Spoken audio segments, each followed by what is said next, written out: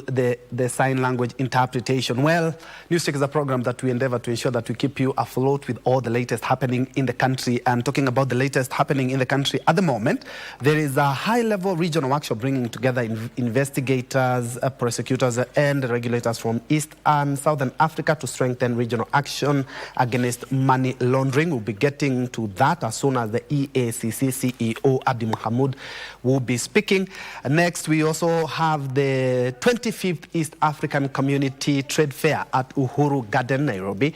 President William Ruto is expected in that function. We'll be crossing over to that as well. The Kenya Primary School Heads Annual General Meeting that is currently in Mombasa. We did see yesterday actually some sharp divisions in regard to the migration of the health cover from Minet to the Social Health Authority. There are some teachers who have issues in that, saying they lacked public participation.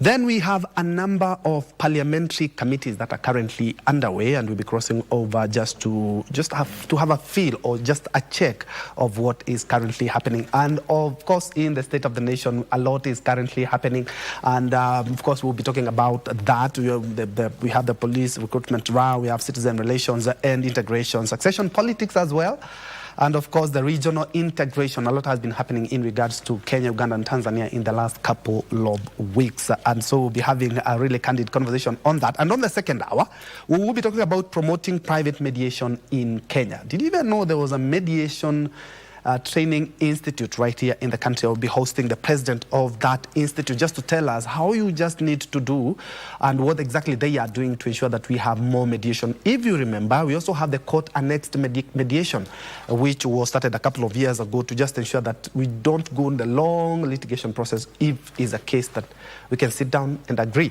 Well, my name is Njue. Thank you so much for joining us. Allow me to just now rope in my panel of experts, beginning from my immediate left. He is the Executive Director of County Governance Watch and also a seasoned governance expert, Kevin Osido. Allow me to call you General Kevin Osido. I see. Thank you, sir.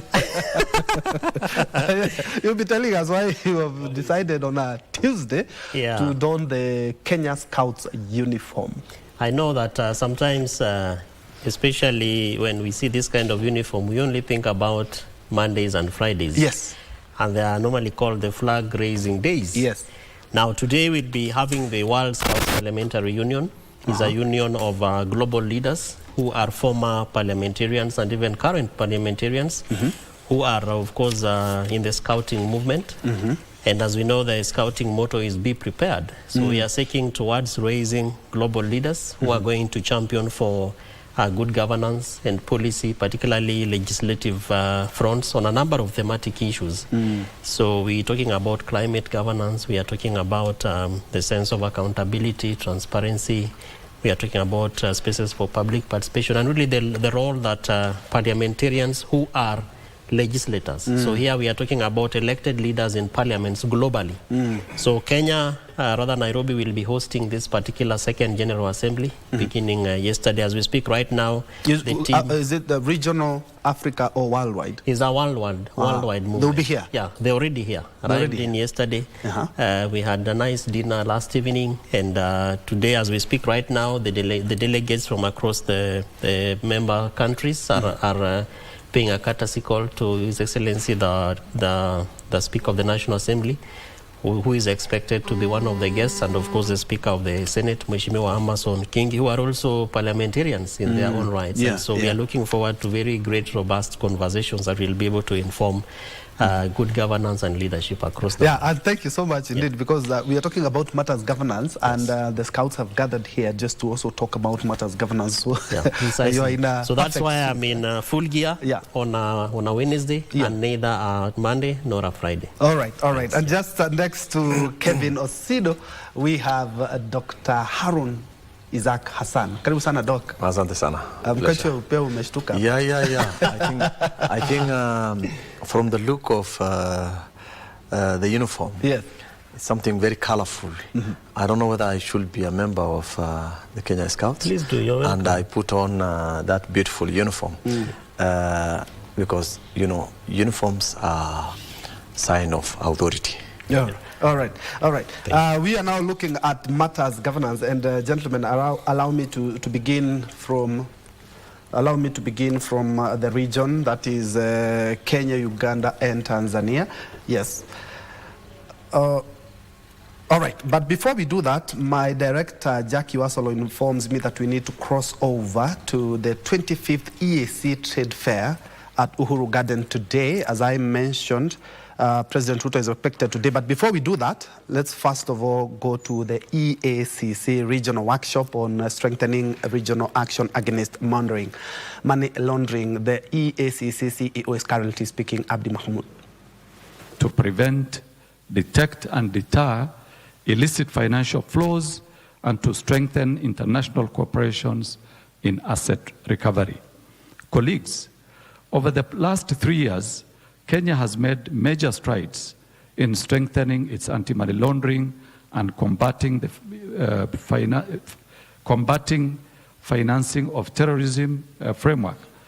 Following the 2022 SMLAG FATF mutual evaluation, which identified significant technical and effectiveness gaps, Kenya has implemented extensive reforms between 2022 and 2025 to enhance compliance, supervision, enforcement, and interagency collaborations.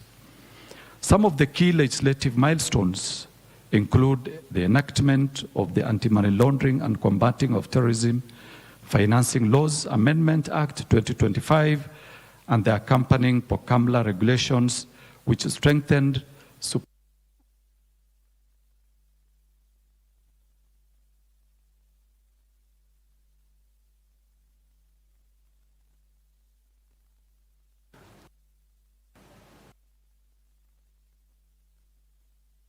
Foremost, I do apologize for that technical hitch in regards to that, but who has been speaking? EACC CEO Abdi Mahmoud there at Safari Park Hotel, where there's a high-level regional workshop bringing together investigators, prosecutors, regulators from across Eastern and Southern Africa to strengthen regional action against money laundering and also tracing, confiscation, and return of stolen assets that is currently under. We will be crossing over as soon as we have a clear feed in regards to that. But gentlemen, allow me just to start there. We have seen EACC has been on the forefront in the last couple of months. We have seen some lands, some pieces of land that have been repossessed, and we have seen some arrests. Kevin, you are the county governance watch. You work very closely with the counties, and there's a lot of corruption there. A step in the right direction? Indeed, it's a step in the right direction, and one of the core mandates of EACC is also to ensure that we exercise preventive measures. And we have seen the Commission coming out to be able to not only exercise its mandate in terms of like the arrests that you are talking about, but also recovering goods or assets that are perceived to have been acquired using corrupt means. And some successful stories that we have seen is, for example, the Governor Okoth Obado case, where I gather that they've been able to recover over 580+ million and of course certain assets that will then be sold, and we hope that the recovered resources will then be brought back to be able to be meaningful to the people of Kenya. So steps in the right direction, but I think there is a lot of work that needs to be done, particularly insofar as training and technical assistance to county governments. As County Governance Watch, we work very closely with the EACC. We have a program that brings in the Commission, both the EACC, the Office of the Controller of Budget, the Office of the Auditor General, and the citizen action groups that we work with across the different counties. And one of the biggest challenges that they have also decried is a lack of capacity.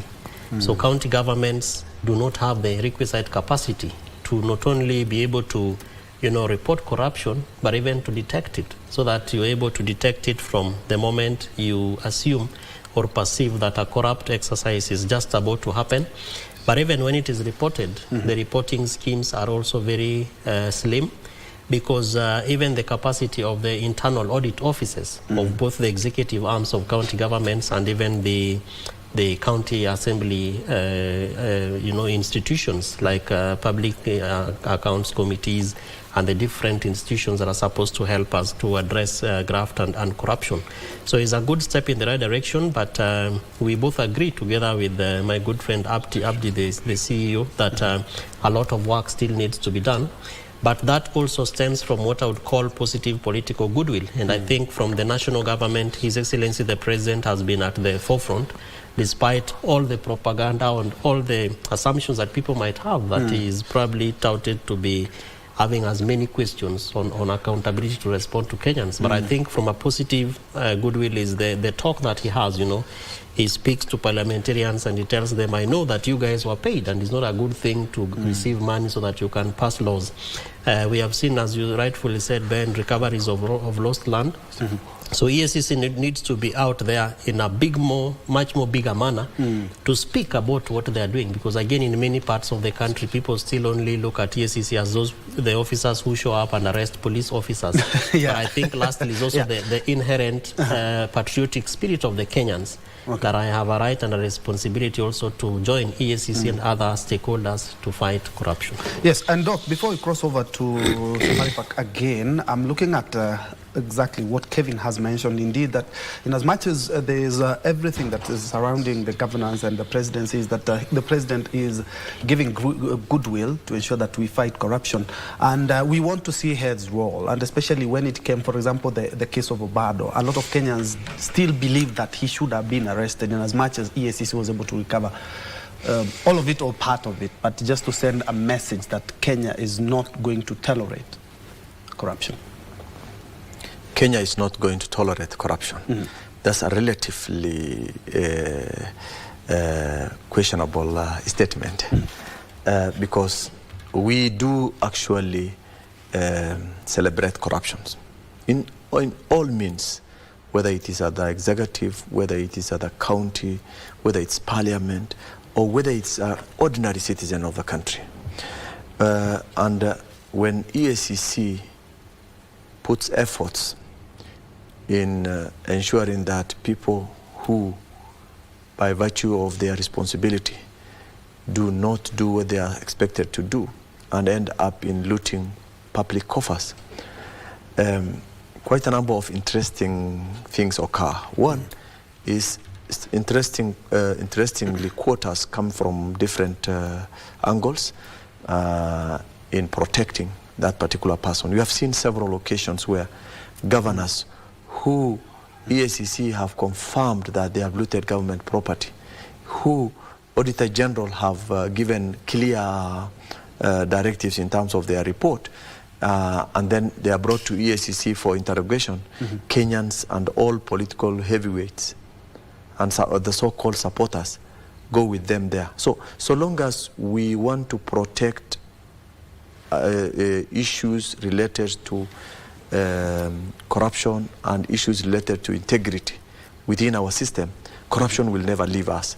And therefore, EACC has done some significant stride. Okay, just hold the thought, because I'm informed that we now have a clear link to Safaricom in that EACC workshop that is bringing together stakeholders from the Eastern and Southern Africa. Let's listen in. To collaborate under the East African Anti-Corruption Platform, we must ensure our legal frameworks are in tandem with the evolving corruption trends, from virtual assets and trade-based money laundering to complex beneficial ownership concealment.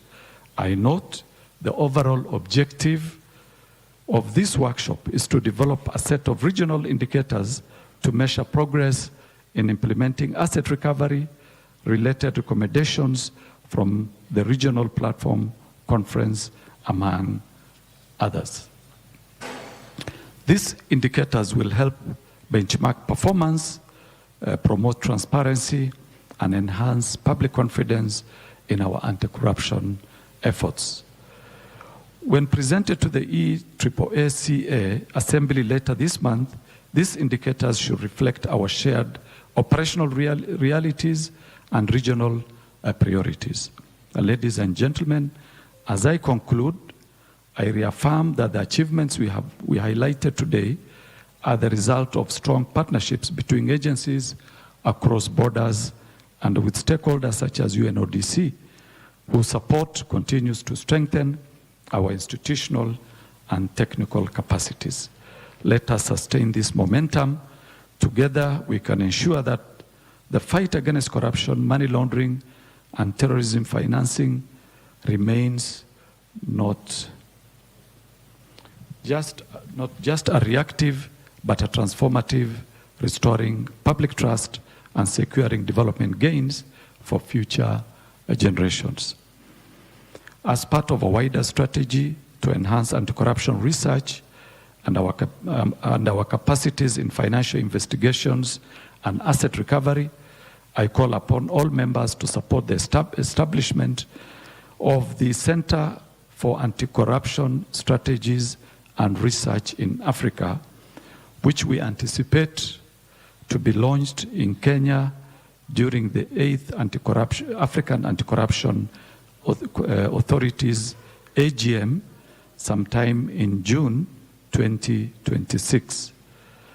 The center will serve our law enforcement agencies to tackle emerging issues in the fight against corruption, including money laundering and asset recovery within the African context. Let us commit to a region where integrity is the norm, not the exception, where public resources serve the people, not a few.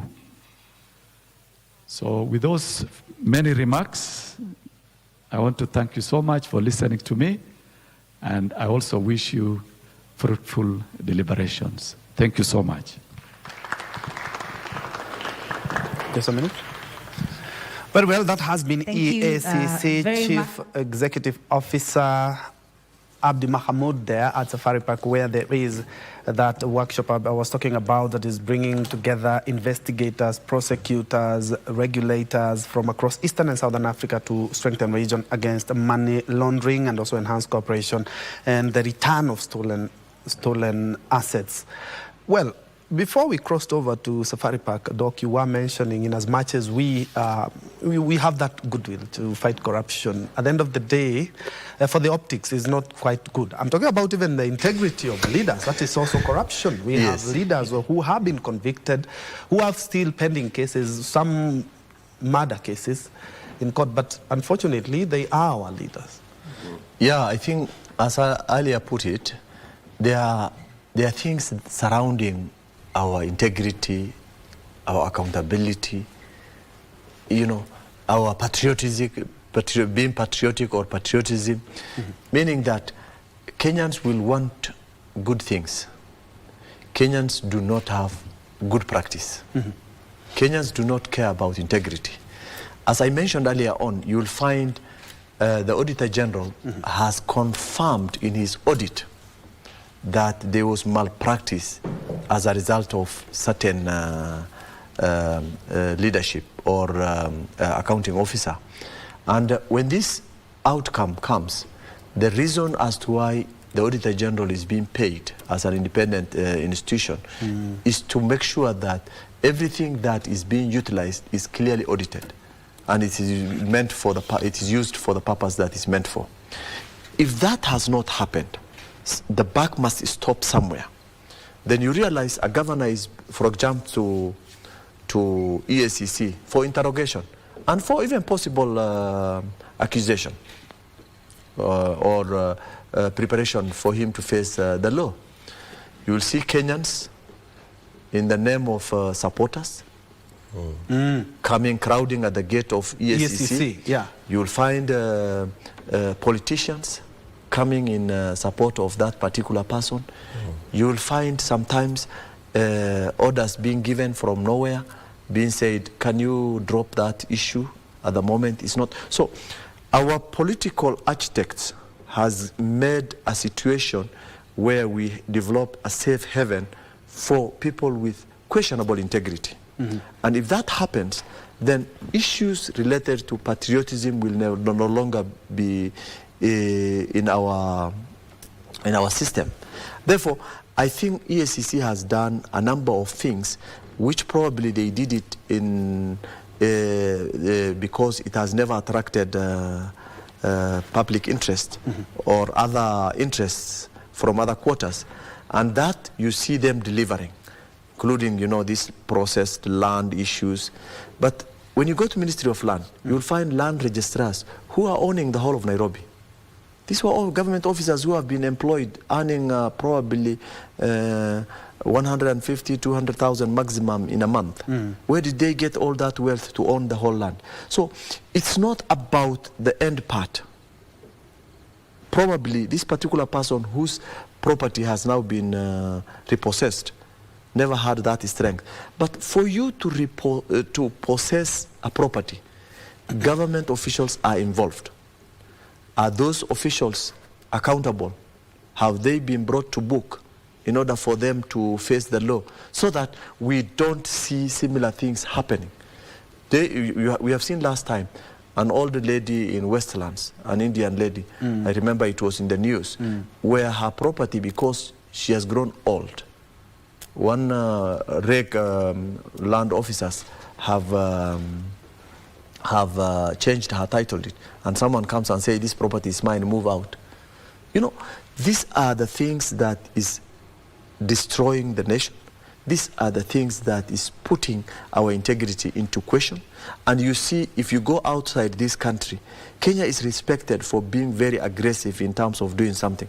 But we are also applauded for being the most corrupt person. So people, the corrupt people. So meaning then, when you go to other countries, people will fear the bit of your craftiness. So the issue of integrity, the issue of corruption, these are things that must be bad. There must be a clear deterrent. For example, you'll find a governor who has been sentenced by court for corruption, and the person is told to pay 100 million. Why do you want to ask him to pay money? Why don't you take him life sentence in, and therefore no one will come back to this? Yes. You get the point? Because in countries like China, you'll be killed for corruption. Actually, you'll be assassinated. Osido, borrowing from what Doc has mentioned in terms of, I know ISS is talking about mostly they are centering their focus on return of stolen property, but the integrity of our leaders as well, just like he pointed out. We have governors who reigned in the courts or even taken to the EACC, and we see their followers just talking about how this is political and everything. Doc has mentioned, and it's true, corruption in China is a capital offense. So is murder in China is still a capital offense. What do you think could be the deterrent to ensure that in as much as we are talking about, corruption is just more or less killing the economy, killing dreams, killing visions. What exactly can we do to ensure it's a strong deterrent? We have talked so many years that EACC doesn't have the biting teeth, and as things have not changed yet, but it could be a deterrent to ensure that not only do we have legitimate leaders, but we also have corrupt-free leaders. That's a very good question, and especially happening at the point in time when we are having expected by-elections and our upcoming general election in a few months. But I believe that one of the things that we must do is to do what we call the cost of corruption. What is this thing that Kenyans lose because you have a corrupt leader? And what is this thing that Kenyans would be able to gain if we voted in a leader who, of course, integrity is also quite an ambiguous statement in its terminology, but practice is very strong. So that if we have analyzed the cost of corruption and what we lose, and in this country we have been told that we lose 2 billion shillings per day, I sometimes think that it is probably more than that if you were to look at both national and county government agencies and different spaces. But what is 2 billion shillings in a week? What is 2 billion shillings in a month? What is 2 billion shillings in a year in a country where counties, for example, are still lagging behind because of this, despite their failure to meet their own source revenue targets, but their delayed disbursements from the equitable share national treasury? What is, say, 760 billion shillings in a country where teachers have been on strike for more than 40 days plus? What is 760 billion shillings in a country where healthcare is still such a big challenge.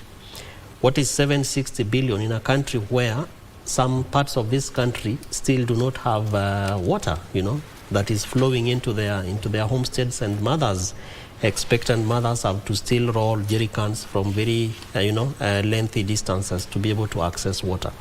So the moment we break down those big sums to the common citizen, and then also work very closely with EACC, like Daktari is saying, so that EACC also gives us names and say Kevin Osido is corrupt, as an example, and this is the amount of money he has stolen as the governor of a county called Siaya. So had this money not been stolen because you voted for Kevin, who later stole your money, you would have had this number of schools, you would have had this number of dispensaries or health facilities, and those health facilities would not be lacking water. I mean drugs, etc. So the moment the citizen still believes that it is better to get somebody who steals our money and then gives them back to us because they have come to campaign and they have to, where I come from, we call it Gonya, like you release us. We came, we sat, we listened to you. Now you just let us go like this without anything. Yeah. The laws would say, like you're just leaving us the way you found us.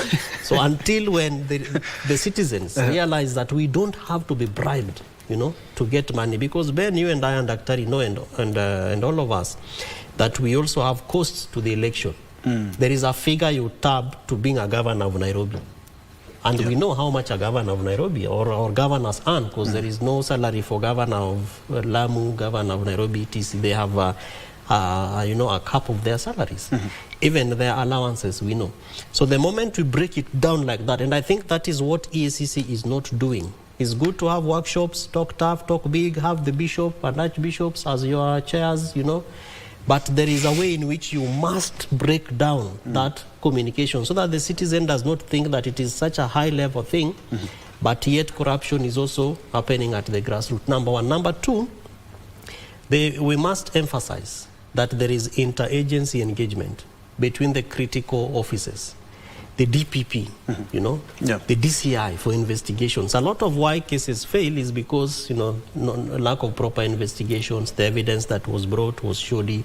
It didn't meet what we are looking for. And then all those things weaken the prosecution. So the EACC CEO must effectively speak with the DG, DCI, and also the DPP, so that we see a very strong collaboration between these offices. And sometimes the embarrassment that we give to our country that happens at the courts, where an officer is told that the file that you brought did not meet the, and actually we've seen some of the cases just disappear because somebody is aligned to a certain faction of the politics. Which is also wrong. So even political parties, Ben, they also have to be brought in, and that is the role of EACC, to bring in multi-sectoral coordination of stakeholders, so that when they say Kevin cannot run in an ex-party ticket because we have this evidence of him being corrupt. The party should not now mobilize people and say, oh, this is our best candidate, he has the best bet to win. The party should just understand. There's no bestness in integrity. Exactly. The party should just understand that we have a constitution that talks about chapter 6, and it is on leadership and integrity. We have article 10 that spells out all these principles, and that as people who also have a progressive future are looking for a better future for Kenya, Kevin, you will not run because there are questions about you, including even of your degree, and so you cannot run because EACC is of the view that this degree that you say you got from this university is not valid. And that way, we will also begin to see institutions working effectively, and also trust among citizens will also be boosted. All right, gentlemen, I want us to shift focus, and I totally concur with what you're saying. And when we talk about leaders who have had issues, we remember the case of Aisha Jumwa, we have had Waluke, we also have had a number of leaders who are now leaders, but they had cases even before they got into leadership. But Doc, I'm looking at the region, because we also have to look at regional integration. And the past couple of, let's say, weeks have been a little bit shaky in East Africa, and especially for the three countries, Kenya, Uganda, and Tanzania, after the elections of Tanzania. And even before then, Bob Njagi and his colleague were arrested. Nicholas Oyo. And actually abducted, and Nicholas Oyo. They were abducted just a few days to Tanzanian election. No connection whatsoever, but looking at what our leaders here in the country are talking about, you do remember President Museveni did say and did acknowledge on camera that indeed he is the one who had taken those Kenyans, and he said that we cannot tolerate this.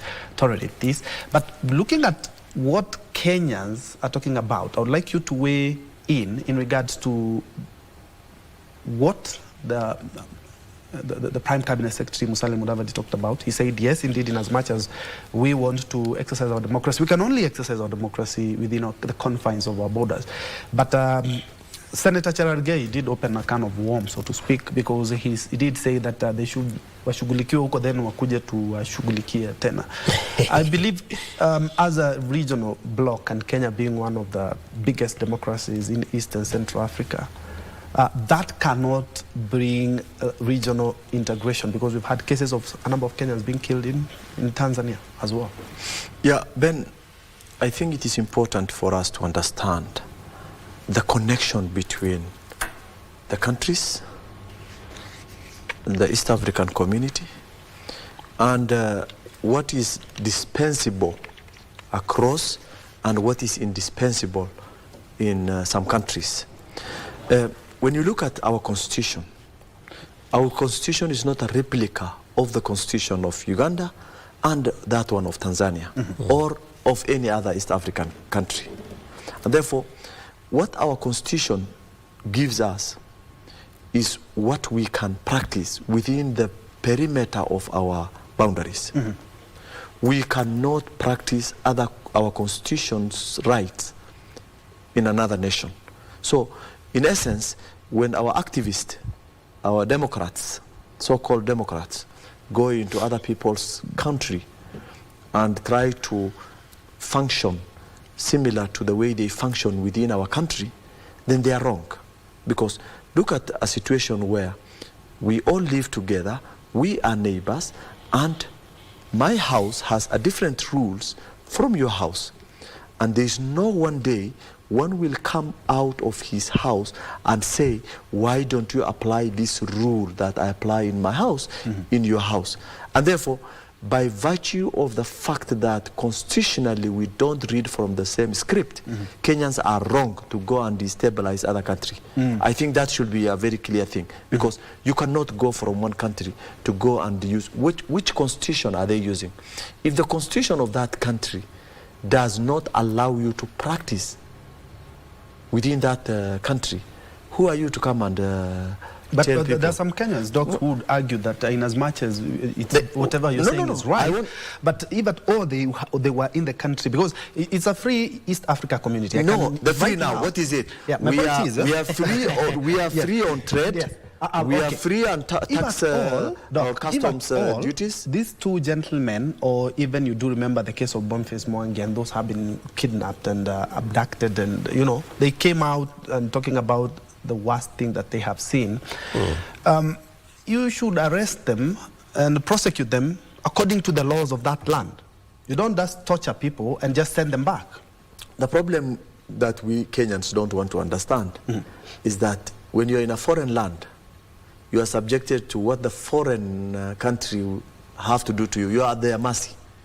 Yeah, but at the end of the day, we have the East Africa community, which stipulates very well that protect you. We don't share East African communities, East African nation. We don't share constitution. Yes, that's the first thing. So most of the things that happens within countries are, countries are governed by their constitution, and therefore, if the constitution doesn't apply in your favor for that particular purpose, then it is, so be it.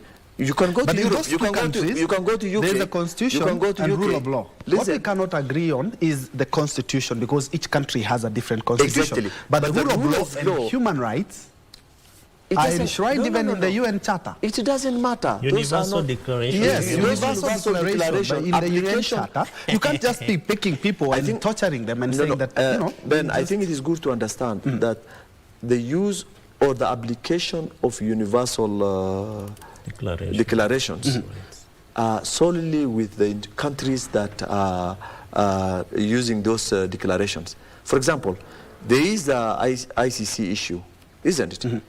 There are countries we know now who have been put under the ladder of ICC. And they said, we don't respond to those things. We know what we are doing in our own home yard. You see, they have said we don't, we are not part of that the Universal Declaration. Meaning then, every country, based on how their interest is addressed, I think they should be respecting what they should do. You know, why I'm trying to bring out this factor of the Constitution is because we want to argue in isolation of the Constitution of that country.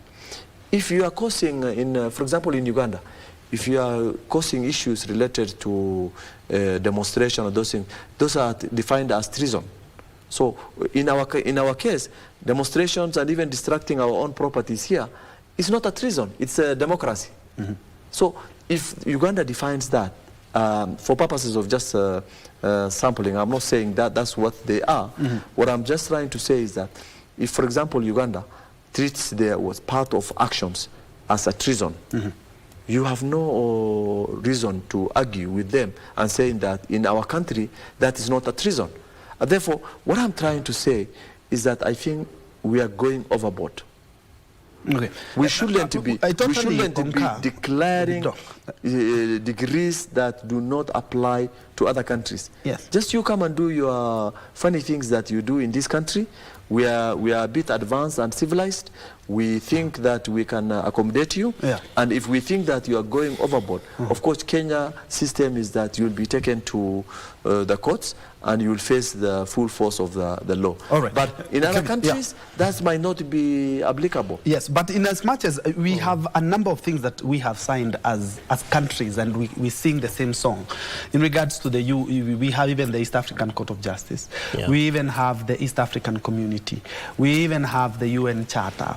A number in regards to human rights. I totally concur that in as much as Kenyans want to do whatever they want to do, they can do it in the confines of Kenya, because that's exactly where their constitution, actually it's called freedom because of free and domain. Yeah. But we are looking at the rule of law and human rights. That, I think, that is universal in any country. You have to respect the rights of anyone, even if that person is a foreigner. You do remember there's a Mzungu who spat on some police and he was deported, because that is the law that we have. What if we decided when you spit on someone here in Kenya, tunakushughulikia? That would have been wrong, right? Yeah. But in as much as here, whatever he had done was wrong, actually, right? Even that deportation is not right. If you go and spit on a police officer in UK, you will be behind bars. Yes. First you face the law, the crime you have committed. You will face that law, right? You face the crime that you have committed. You are charged on that.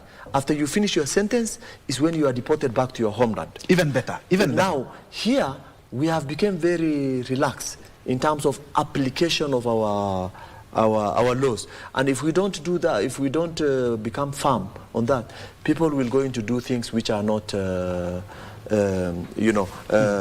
conducive. All right. Kevin, I would like you to weigh in on that, because I concur to a certain level, but I totally believe when we have someone, whether you are a foreigner or a Kenyan, the rules of the land apply. Correct. That, either it's taken to court, but when you're abducted, and even the government itself denies that we have you, and then later on says that, yeah, indeed, we had those two guys and we want, Yeah, without probably delving deeper into what occasioned the release and why it happened that way, from common understanding, and especially because we are talking about East African community, we must begin looking at each other like a community. And a community is not a community of goats and cows. It's a community of human beings, people who relate differently. But because we have agreed to be part of this community, there are certain measures and indicators that strengthen, or rather that inform how we live, and therefore are supposed to strengthen this community. And one of those things that strengthen the EAC is the protocols. And these protocols, Ben and Daktari, are not just protocols on trade and foreign affairs. There are also protocols on security. There are protocols on visits. And that is why there are passports, there are visas. Even if we are part of a community, you won't just walk into Uganda because we have a protocol that says free movement, free trade. Yeah. You still have to show that you're a Kenyan who is coming into a new country. Now, be it as it may, without again delving deeper into what Mheshimiwa Bob Njagi and my good friend Nikoyo did in Uganda, because there are also different stories that, schools of thoughts that that probably share or have the view of what they did. I think that the two of them know what they did that made them get arrested, and the authorities there know what in their mind of rightful mind therefore inform unlawful behavior or lawlessness. But bottom line is that it is not right to hold foreigners in a country that is not of their origin for as many days as Nick and Bob Njagi were held. And especially, as you rightfully said, and we also saw it happening, you even deny that we have these people. The spirit of the community and the protocols would demand and dictate that the ministers in charge of that particular docket, so that if it is security, there was Minister of Security of Uganda should have engaged with the security of Kenya. And you say, we have our brothers here who are part of the community that I'm trying to describe, and they have gone against the spirit that we both agreed on. So this is what we are going to do. Of course, probably that happened. And then the protocols also dictate or describe that there will be something called the Council of Ministers of Foreign Affairs. And I think that Mheshimiwa Mudavadi tried as much as he would have done to be able to even update Kenyans and share what happened. But our brothers, members of the community from the other side, should have exercised the spirit of the community to not hold our people, because you are torturing individuals, emotionally torturing families who are ever on TV asking, please tell us whether they are alive or dead. In some parts of this world, people would have even buried sacks of, they are called banana sacks, and assume that, oh, our people are dead because it's been 2 weeks, we have not seen them, we've not heard from them. And you bury them assuming that they're already what? Dead. So it would, our neighbors would have done probably much more better to be able to just say that, yes, these people are alive. Even abductors sometimes present the abductees and they say, this is Kevin Osido, we have him, he's alive, he's okay, but meet our demands. So what are these demands? That you went against our laws, the protocols describe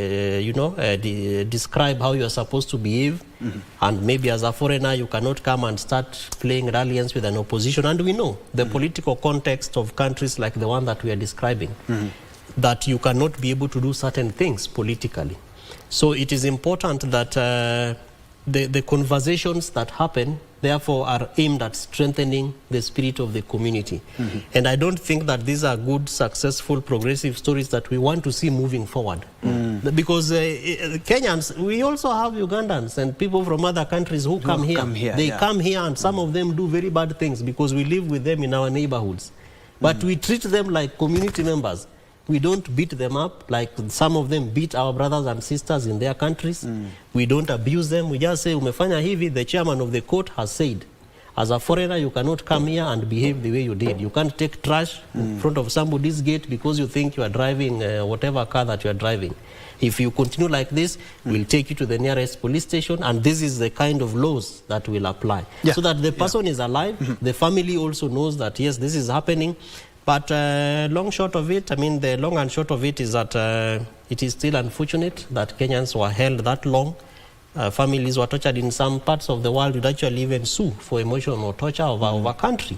And you say, we lost jobs, we lost this amount of money. If you are doing a contract and you flew into Uganda expecting to come back the following day and you are held there for X number of days, you demand for reparations, and that certain steps are taken even to pacify your spirit. But again, in finishing, I think it is a good lesson. As Mheshimiwa Mudavadi said, if you go out there, first of all, relate with the Kenyan embassy, let them know you are here. Once in a while I travel, and I normally try, as Kevin and the delegations that we go with, we try as much as possible. Before we leave Nairobi, we get in touch with the Minister of Foreign Affairs, MFA. We ask them for the contact of, say, Mozambique, who is the embassy or the ambassador or the high commissioner there. Can we get in touch? And the moment we land there, we do our business. The following afternoon, we have lunch with the ambassador or the high commissioner. I think it's good practice that Kenyans who visit other countries. And actually, the reason being, Osido, is that the biggest economic partners of Kenya are Uganda and Tanzania. Within the region. And remember the police officer saying that we do not have these people, and even the military issuing a statement to say we do not have these people. And then the president acknowledges that indeed we were with these people. God forbid, if any one of them died, Precisely. They could have just, said, we do not know, we do not know. I was talking about that because, we have trade partners. We've had cases of Kenyans have been killed as we speak. We don't know, the circumstances are not quite clear yet, but we are hoping that we can have that regional integration where everyone puts his card on the table. We have 3 of your people who are here to fund protest and everything, and we will.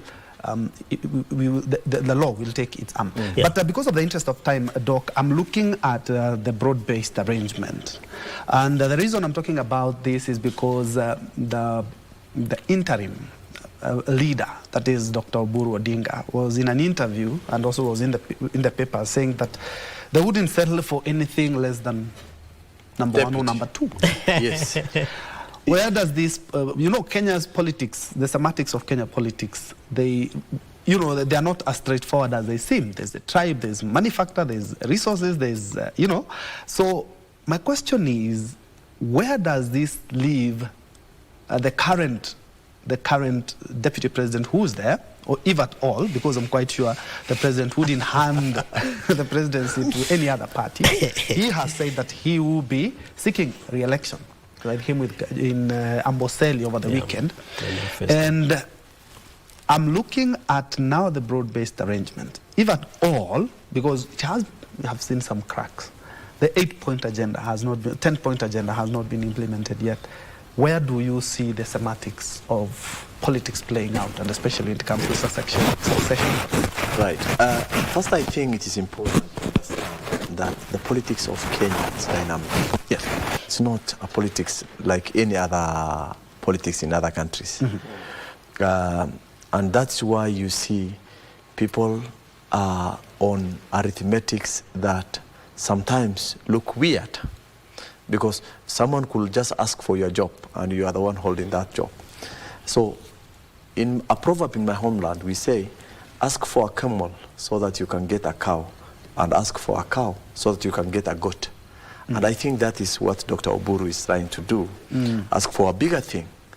And then when people come to the boardroom, then you are told, this is what. And I tend to think from the political aspect of our dynamics, Dr. Oburu is looking at retaining the current positions that he has been given. They are both powerful. Yes. Treasury, mining, energy. Those are powerful ministries. Those are powerful ministries. And therefore, for me to retain that in my quarters, I must ask for the bigger one, so that I'm told, hey guy, we have given you these 2, 3, which are equivalent to this position. That could be one of the things. These are speculations and projections in the politics, and we will get to know the real situation when we get closer, because politics changes very fast. You remember the 2022 Azimio quads, people were jumping up and down here and there, and eventually we see Martha Karua and the late Raila Amolo Odinga in the race. And everybody was saying, because Kalonzo Musyoka was given twice, and all the time that he was being given the position for deputy, he was being promised that he would be the second one to pick the mantle. Then his thoughts were around that area, but all of a sudden we were surprised. Martha Karua became the deputy. So the interest of that particular time has changed. And the factor of this mountain played it a significant role at that particular time. And therefore, what I'm trying to say is that, first, the politics is not something we will just settle in on certain arrangement that exists now. The arrangement is likely to change anytime. Secondly, when we get closer, regionalization factor comes in place. And we know now the kingpin of the mountain for purposes of the current government, is my friend Professor. So Kithure Kindiki cannot be just sidelined. Yes. It's not something that you can just say, oh, let's get rid of him, and then we go into Nyanza or Western. There is a reason as to why he's there. When they were changing, when Rigathi Gachagua was removed, they had all the reason to bring a deputy president from Nyanza. They didn't do that simply because they were holding the mountain together. And I know from the arrangement and his trips in the mountain, regardless of this, the ones called the joint cousins who are in Central, Professor is doing very well, because in every event within the mountain, I can see the kind of crowd he's bringing on board. Let's go and to the 10-point agenda. Kind of leadership. Yes. So in terms of the 10-point agenda, it's not for Oburu Odinga. No, the 10-point agenda was agenda that was drafted in Bomas. But I'm quite sure, all from being now he's holding the mantle, he's the one who's supposed to steer that. Yes. That is what ODM he may not, and the person who is likely to steer, because it's not about ODM. I think something that we need to understand is that the 10-point factor was leaning towards ODM simply because the late Raila Amolo Odinga was the head of the team. But you know, there was a deputy team who was sharing, Kalonzo Musyoka. And therefore, if it becomes ODM affairs, then it won't go anywhere far. But if it was a collective ideas from all the political quarters, where now Kalonzo Musyoka was leading, he was on sharing that particular time from the opposition side, then he should be given the opportunity to ride on that. And that is why I'm thinking, and that's why I'm thinking, it's not about an issue for Oburu Odinga.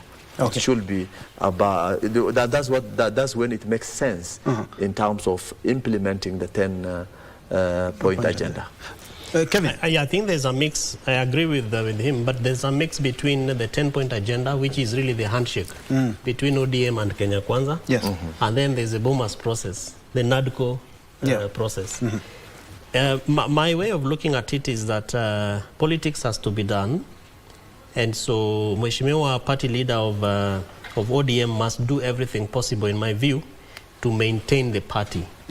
Now, constantly talking about a position like either presidency or deputy presidency solidifies the quest to consolidate the power, because now you can show that we are going forward to something. But fact of the matter and vitu kwa ground is different, because the people that you expect to want to help you to go and look for the deputy presidency seat are not with you. So ODM must also do everything possible to consolidate not just the political class, but the full followership.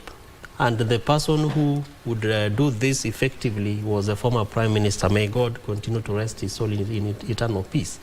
So ODM must craft a message, in my view, therefore, that still sends, messages to the greater followership that we are still in this game and we are up to something bigger. It will be very difficult to let go of Mheshimiwa Kithure Kindiki, because what are the grounds? The Constitution is very clear on the removal of a presidency or a deputy president or any other office, including MCA. The way and the manner in which Mheshimiwa Rigathi Gachagua was ousted out of office, I normally say, and I'll even repeat today, was unconstitutional. It should not have been done that way. One, there is no law on impeachment of president deputy. Even if you look at Article 150 and the requisite articles, including 144, 145, we must establish a stronger reason that therefore meet the threshold, so that if ODM wanted to use any of the cards, making reference to Mheshimiwa Rigathi Gachagua impeachment would not buy, and it would not sell in any way, because it was illegal and the matter is still in court. I think up to the Supreme Court level, but the other courts have already made certain judgments around, what happened. And if you listen to Mheshimiwa Rigathi Gachagua, he's still convinced that he can be president, despite the fact that the constitution or the law is clear around impeachments and certain offices. But because it is still in court, I think there are also lessons for ODM to learn.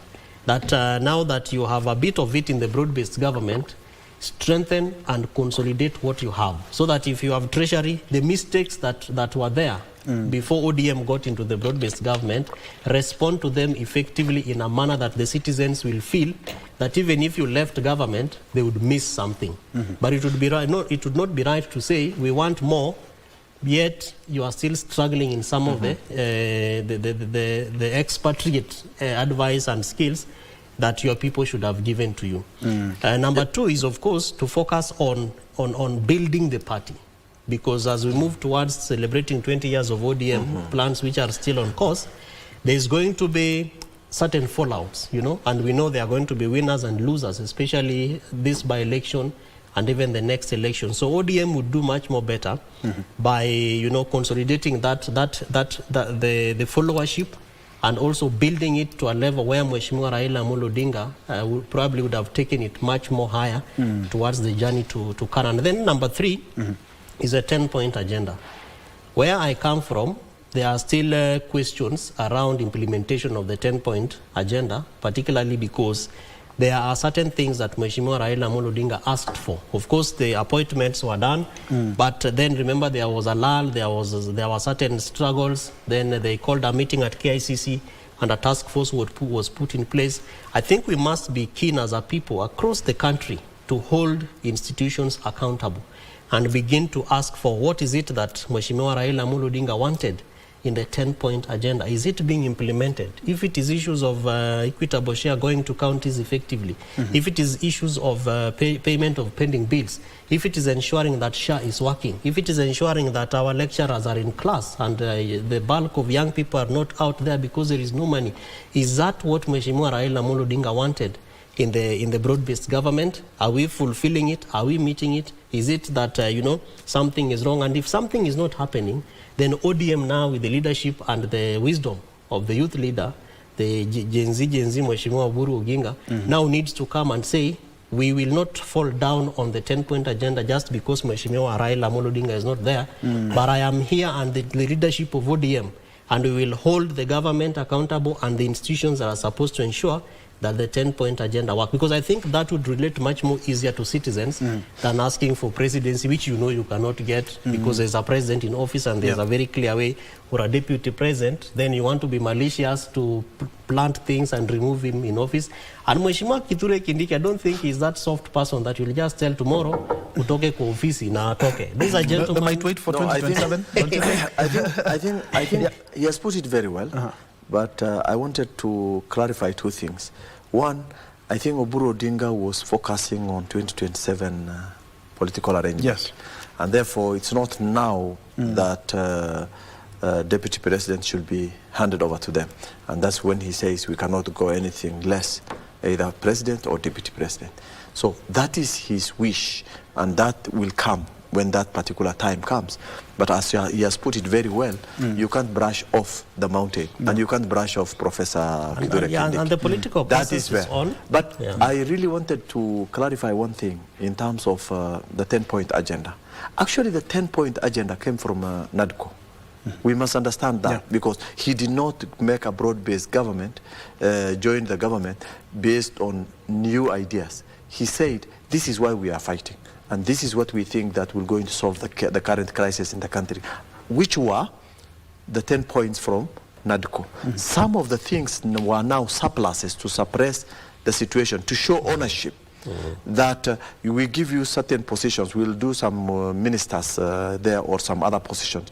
That was to prove that the government is willing to develop or broaden the base for the government.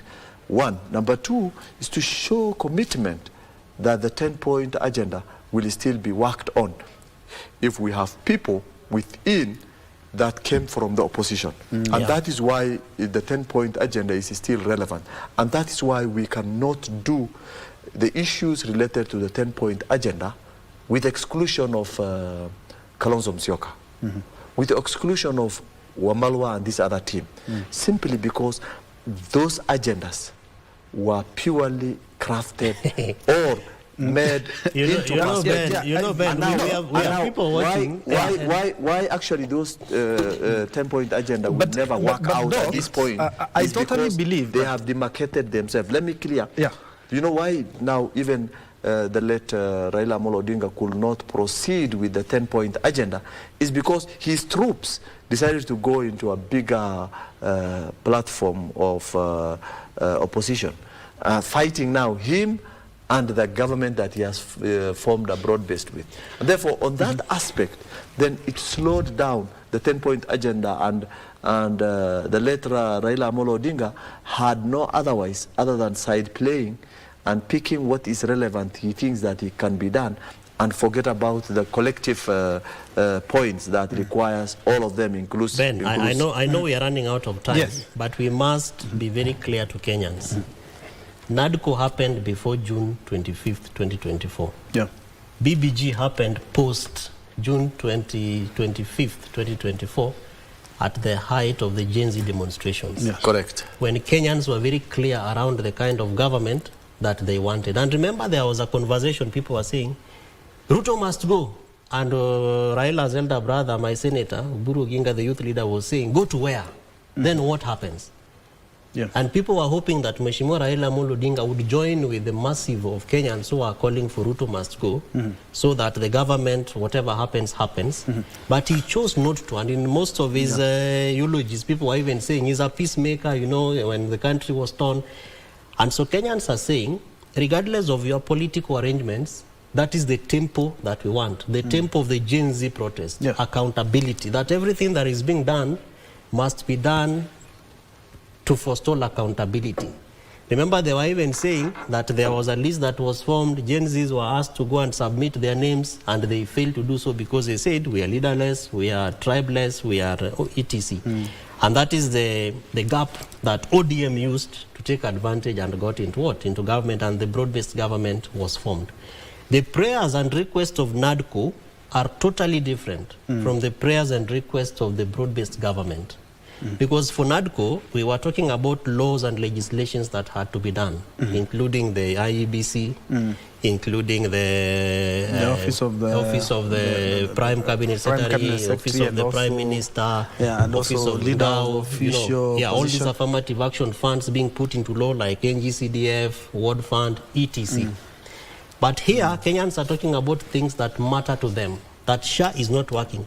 The cries that the Gen Zs had, that leaders are showing up with phones, yet we don't have food, expensive phones, yet we don't have food. Those were the issues that Mheshimiwa Raila Amolo used to take advantage and say, we are going to sort out this issue in this manner. So the political games must be cognizant of the cries of Kenyans. Because elections will come, they will go, but we must be very cognizant that there are prayers that Kenyans have, that health must work, roads must be done, that water must be delivered, you know, so that that spirit of Raila Amolo Odinga is pacified. Because as Kevin, I believe, if those prayers, Daktari, are not met, Mheshimiwa Raila Amolo Odinga will resurrect somehow. His spirit will still move around to ensure that what made him even be called a betrayer by the youth. Because remember, he said, you are calling me betrayer, but I know what I'm doing. I'm joining President William Ruto to stabilize this country in a manner that you are going to enjoy and be joyful about it. So if that spirit is not pacified by what is happening in government right now, the spirit of Mheshimiwa Raila Amolo Odinga, yes, we normally say rest his spirit in his soul in peace, etc. There will be no peace until that agenda, in my view, is addressed, including what devolution, the spirit of devolution that Raila had in his spirit upon his demise. I think that is really the focus of what the political players must. And because of the interest of time, I have two questions. One, we'll also be looking at, I know you're very passionate about matter security, and we have seen the High Court has just temporarily halted that exercise. And there seems, we've been reading the papers, that there seems to be some tension between the National Police Service and the National Police Service Commission. We have seen some of the promotions being, being questioned.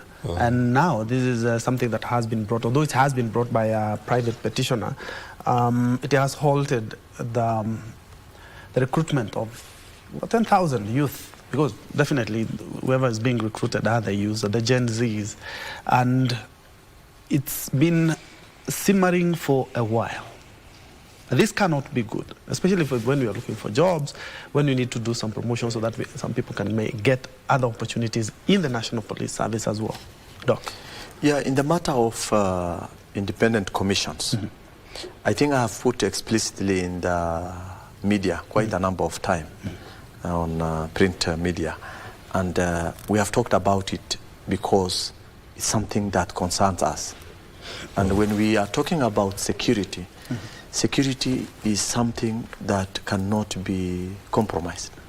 And in essence, people who understand issues related to security must be left for them to manage security. And our constitution is very clear. The independent commission like National Police Service Commission, Public Service Commission, Judicial Service Commission, I don't understand why National Police Service Commission will want to manage a discipline force. And yet, in the Judicial Service Commission, the commission does not manage the operational aspect of judiciary. It's a very clear thing, even in the Constitution. And thank God, a ruling was made last time by one of the senior justices.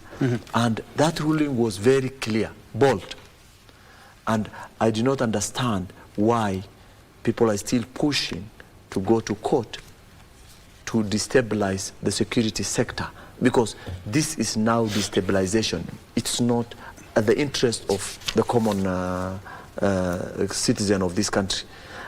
Simply because if the Inspector General of Police, who is a commissioner in the commission, a Deputy Inspector General of Police for Kenya Administration Police, Mr. Masengeli, and Deputy Inspector General of Kenya Police, which is Mr. Langat, are commissioners within the commission. And the rest, there are 2 commissioners who are ex-police officers, and the rest are civilians. What is it that we want to trust with the commission and we can't trust with the commissioners who are coming from the discipline force? The Constitution was very clear when they were demanding that these 3 people should appear as a member of the commission, and of course, in addition to that, 2 other commissioners must be retired police officers. So meaning then, 5 out of 9 are actually police officers. Meaning then, there was wisdom in it. The wisdom is that discipline forces are managed differently from any civilian way of doing it. Public Service Commission manages all the public servants.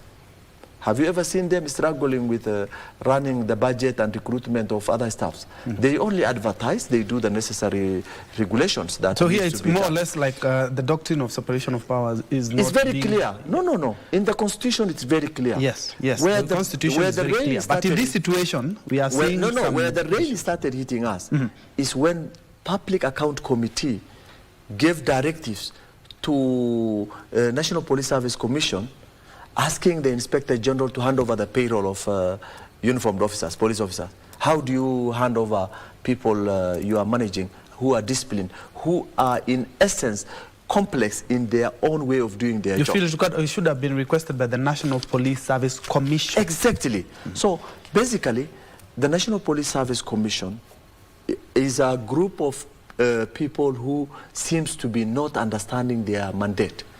The Constitution has clearly elaborated it. Before even the judgment, I put it very clear that this is the way to go. Then the judge brought out a very clear point, which is that whoever does not sit in the Security Council cannot employ security officers. And that is why you see the prisons are employed by the Prisons Commissioner General. KWS are employed by the KWS Director General. Military is employed by the military. How do you assess as a civilian to assess someone and find that this person is suitable to do security services? It is not institution that does require only academia. This is an institution that requires other additional techniques that one must possess, including looking at the physical fitness of individuals who are coming to the force, and including assessing their mental status. The Commission has no single mandate according to our Constitution, and I think people should not waste a lot of time. Directions must be given. And we are hoping because the national police... The other problem I have is the fact that our courts are derailing the situation because this issues like the CSA. But you know the courts will have to accept. They have to accept everything. Of course, I agree. They have to accept and stamp the petition and listen to it. But I totally agree with them. That is their practice, and that's the best thing to do because that's the only hope that we have whenever we have an issue. I'm not doubting that. But why don't we just listen and assess whether this situation is the same? Because the two courts are actually similar. One is constitutional court, the other one is labor court. You are learning out of time, Doc, but maybe we can open up this conversation. my snapshot on there is that the National Police Service Commission, or whomever they are using to derail the process of security, it won't be of their interest. Security derailing will be the problem of all Kenya, and we are interested in having this country safe so that we are able to do all the other things that we are doing. All right. And they should be, they should understand their role. Kindly, your last statement, and especially you can touch on the upcoming general election. I just wanted to talk about Article 246 on the establishment of the National Police Service Commission, but I won't, so our viewers can look at the Constitution, Article 246, and the roles that are supposed to be discharged by the Commission and the National Police Service. But I think my only comment is two things. One, it is good that there is now a go-ahead to recruit police officers. I think it's supposed to start on, is it 17? It has been stopped actually yesterday. Again, yesterday, actually, because that's where the problem is. That's where the issue has maybe been. that's a second petition, I think. Yeah. Because there was a judgment that was earlier done. Yeah. Maybe now there's a second one. And then number two is that we must delink politics from critical engagements, especially with security. I'm very glad about how KDF does its thing, because it's a very clear mechanism that really shows how it's supposed to be done. There's no reason, in my view, why there should be a conflict between the National Police Service and the Commission itself. But I see two things. There's a politics and also the authority to incur expenditure, AIE holdership, which is really resident and the mandate of the Inspector General of Police. So we are hoping that, as you rightfully said, the courts, as they discharge their mandate, will also be keen to look at what we call the political economy analysis, the context on the ground. 10,000. And we are also hoping that 10,000 youth. And also we are hoping that we have the general election that's just around the corner, and we are hoping the National Police Service and the National Police Service Commission also do you want me to comment on the general election? I've been telling you here that it is an if we have really, not when. The Constitution is clear about when it's supposed to happen. We can do this. The big issue is next week we'll be talking about the by-elections. We'll be having about a week or so to the 27th poll by-election. But thank you indeed so much. We have been speaking to Kevin Osido, County Governance Watch Executive Director. Just next to him we have Dr. Harun Isaki-san, who is a political analyst and also governance expert. Well, as I had mentioned before the beginning of this show, is that in the second hour we are looking at promoting private mediation right here in Kenya, and guest is James Mangerere, who is the President, Mediation Training Institute. Many thanks indeed for having us this first hour. Let's take a quick break. We'll be right back.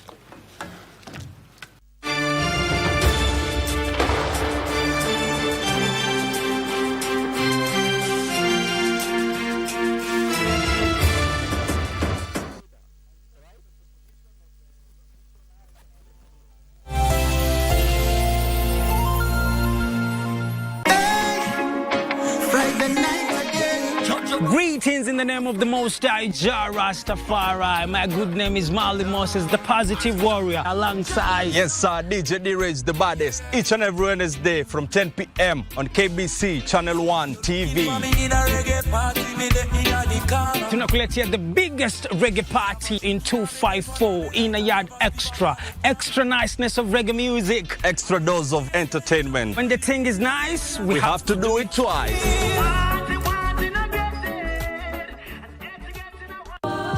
I am your shadow, your past, your present, and your future. Tubu. Nishina shida Manu. Wamemnyima degree. Tulia. Mungu atatupigania. Lini mom? Malizisha chai haraka utachelewa. Nimefurahi Josh amerudi. Sasa fukuzwa shule tena. Ni nini mbaya naye? Unataka kuniua? Hii ni public place. Naweza kuingia na kutoka vile nataka. Niko nataka tu kulia Robert. Wow.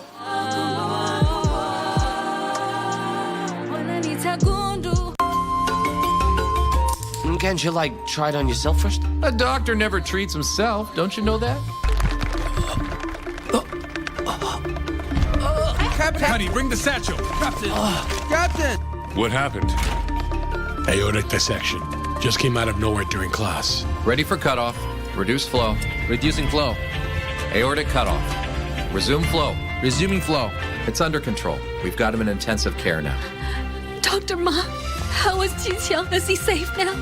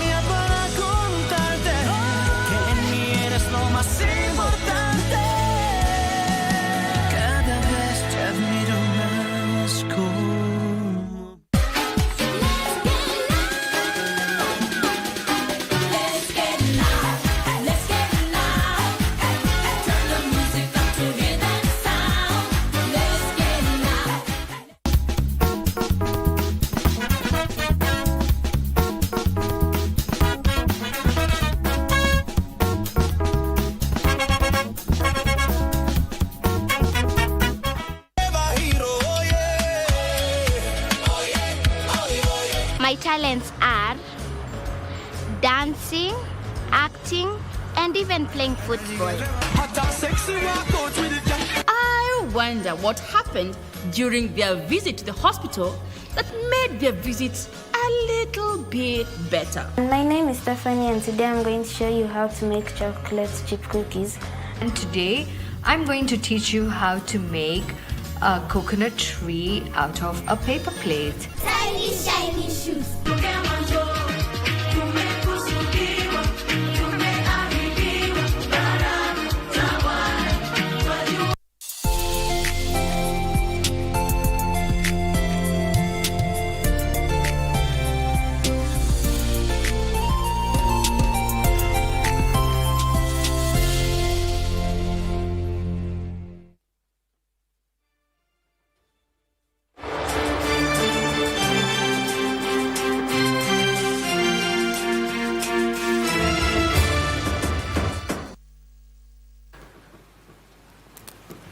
Welcome back to KBC News Check. On this second hour, we are looking at mediation, and maybe question is, what is mediation? Which is the most effective and popular ways of resolving a dispute without even having to go to court? And this is where you find two people who have a dispute.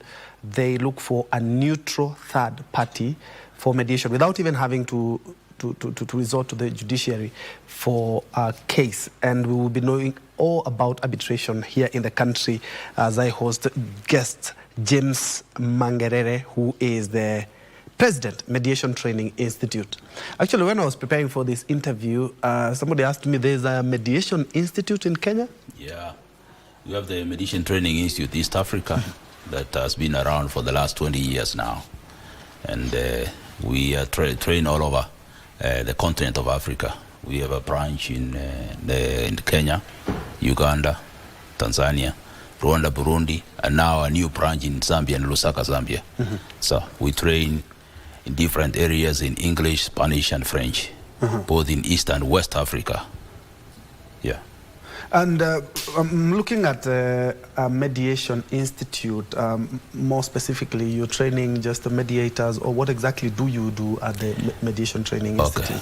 First of all, probably I just introduce myself. Yes. My name is James Mangerere, the President of Mediation Training Institute, East Africa, and also a director in the International Mediation Institute, Netherlands.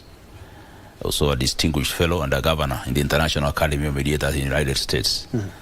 And also the president of African Mediators Association.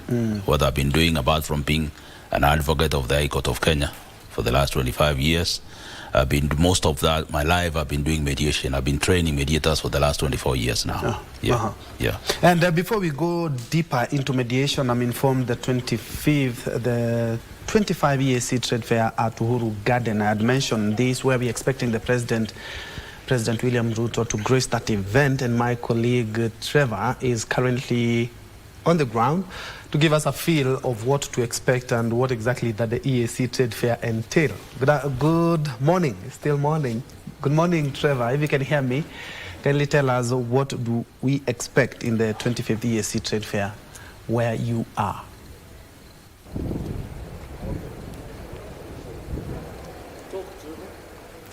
A very good morning to you, Ben Troy, over there in studio. We're coming to you live from Uhuru Gardens, where the East African Community Trade Fair, MSME Trade Fair and Exhibition is currently underway. This is the 25th edition, a silver jubilee since these conversations began about MSMEs in the East African region, bringing together up to 8 countries in the East African region. Among the newest is the South Sudan and Somalia. And this is happening at Uhuru Gardens, like I've said before, bringing together over 3,000 exhibitors from across the region to celebrate 25 years of East African integration, and under the theme Advancing Innovation and Regional Value Chains for Competitive MSMEs Towards Sustainable Development. And Kenya's participation in this is being spearheaded by the State Department for MSMEs Development, as well as the Micro Small Enterprises Authority here in Kenya. The 10-day fair is showcasing various innovations, craftsmanship, and entrepreneurs from all the 8 states. I just want to bring you up to speed with what happened here yesterday. We had various delegations streaming in, including a ministerial panel that was discussing different things. One of the key things that keep echoing in this summit is the fact that we have MSMEs who make up the majority. For example, in Kenya alone, the informal sector across the country creates over 90% of new jobs and contributes up to 30% of Kenya's GDP. However, MSMEs still, many of them continue to face challenges. Many of them are still unbanked and they cannot access affordable capital, neither because of the complex regulations. They still face several hurdles to be able to scale. And the conversations that came out of the ministerial panel here is that leaders agreed to expand access to affordable capital and also financing options, and as well as promoting e-commerce and digital trade, and of course even harmonizing regional trade policies. They say these are not optional if we're indeed serious to have MSMEs scale to big businesses to create more job opportunities. We had the Secretary of Cabinet, Mercy Wanjau, who highlighted about the e-citizen, citing it as one of the key things in the digital trade that could break barriers in terms of digital connection to traders. And she cited this as one of the successes of this current regime that have made it possible to have this. Allow me, I cannot do this without involving exhibitors who are joining us here for this trade fair. Allow me to bring on board our sister here from Tanzania. You can tell us your name and utuambie jina lako na unafanya nini hapa? Kwa majina naitwa Paskazia Kamala. Aisee, ninafurahi sana kufika katika maonyesho ya East Africa. Ni mazuri sana, nimefurahi kuja Tanzania kwa mara ya kwanza kwa ajili ya masoko. Kuja Kenya. Mimi nauza korosho za brown, roasted na white, naitwa SJK Coconuts. Kwa kweli nina furaha sana kuja mahali hapa na kujifunza vitu vingi mbalimbali, pia kwa ajili ya masoko. Tunashukuru pia viongozi wetu na nchi zote 8 ambazo zimekubali kuja mahali hapa Kenya kwa ajili ya East Africa. Labda ni jambo gani ambalo linakufanya kama mfanyabiashara kutoka Tanzania usiweze ku expand into the Kenyan market? mambo ambayo yanawazuia. Naona uko na korosho, labda basi utuambie korosho hizi zimetengenezwa vipi na kina nani wanatengeneza kule Tanzania? Yes, sisi tunalima wenyewe kule Mtwara Tandaimba. Kule tunalima, tunachukua mbegu, tunalima shambani, tunavuna, tunavovuna tunaenda kwa ajili ya kabla ya kupackage tuna nini wanaita nini kwa Kiswahili? Aha, sawa. Nakuelewa. Asante sana Kezia. Haya, nimefurahi sana. Asante sana, nimefurahi kuja Kenya kujifunza vitu vingi. Asante Kezia. Asante. Mungu akipenda tena. All right. Asante. Tuambie jina lako na unafanya nini hapa Kenya? Jina langu naitwa Praxeda Mgiabuso, wanapenda kuniita Bonge Products. Mimi ni Mtanzania, natokea mkoa wa Mwanza na nimekuja kwenye maonyesho haya. Kule ni mwenye katibu wa wajasiriamali wa mkoa. Nimefurahi kufika mahali hapa kama kijana kwa ajili ya kushiriki maonyesho haya. Kwa nchi ya Kenya ni mara yangu ya kwanza kupitia maonyesho haya, nimeweza kunifikisha mahali hapa kwa ajili ya kuja kutangaza products zangu. Mimi ni mzalishaji wa sabuni mbalimbali. Nina sabuni ya manjano ama to milk, lakini nina sabuni za mwani, nina sabuni za mchele na natural soap. Lakini pia nina mafuta ya mwani ambayo ni mazuri sana kwa ajili ya ngozi kama tiba. Karibu Kenya. Asante sana. Asante sana, nimefurahi sana na wapenda wote. Karibuni Tanzania. Asante sana. Wacha tupate kusikia kutoka kwa Mkenya mwenzetu hapa. Yes, you can tell us your name and what are you showing us here? Thank you so much for having us. My name is Javan Victor. I'm the founder of Ava Organic Oils. At Ava, we value add on the avocado. We represent 500 farmers who are doing avocado farming, and from that we're able to value add on their waste avocado to make oil, which is a cosmetic oil. We also have powders. This is avocado seed and leaf powders, which you can take as enjoy as wellness teas with medicinal benefits. Oh, yeah, thank you. Value added avocado. Yes. Thank you so much. Thank you so much. We appreciate you very much. Yeah. Thank you so much. Thank you so much. Welcome. We are here up to the 16th. You're welcome. We'll be able to showcase our products and many products from the region. All right. Asante sana. Thank you so much. We appreciate your time. Thank you so much. So you had them. There are over 3,000 exhibitors from 8 countries in the East African region community. We'll be bringing you this more. We expect the president, the head of state, to be gracing this event later today in the afternoon hours. We'll be beaming this live here on KBC Channel 1. Back to you in studio. Thank you, Trevor Ngendo there from the Uhuru Gardens, where the 25th edition of the East African Community Trade Fair with the Clarion Call for Technology Value Addition and also elimination of trade barriers. The 8 countries are showcasing this until the 17th of this month. So if you're a trader and you would want to learn a little bit more on what the region is doing in your field, then of course you make your way there. The head of state, we do expect him in the afternoon, and of course we will be beaming that live as soon as he gets there. Just in case you joined us, we are looking at private mediation in Kenya, and I'm glad to be hosting James Mangerere, who is the President Mediation Training Institute right here in the country. Just done the introduction. Maybe perhaps you can tell us what is the difference between private mediation and the litigation, and why should we be leaning more on mediation as opposed to the conventional litigation in court? First of all, it's important for the public to understand what mediation is. Mediation is an alternative dispute resolution process, alternative to traditional litigation.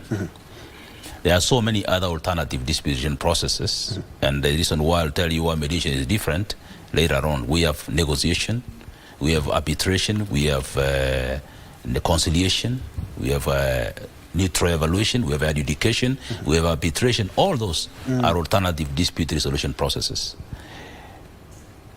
Mediation is superior because of a number of issues. One, you empower people to make their own decisions.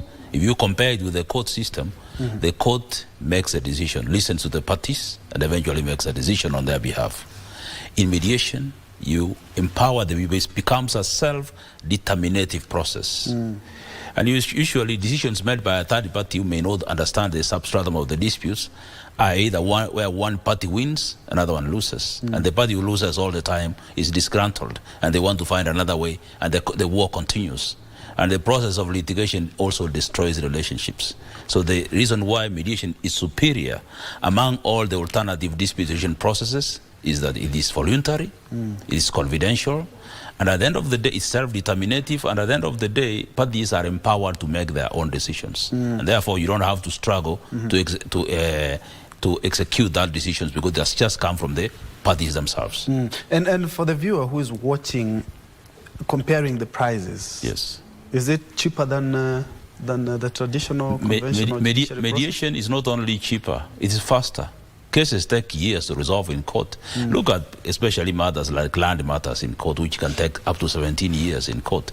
Succession issues that have taken up to 23. In fact, I had another case recently in Nigeria where a succession matter has taken 60 years to resolve. 60 years, and a number of generations of judges and lawyers have handled it. Some of them are dead and long gone. It's being handled by their grandchildren.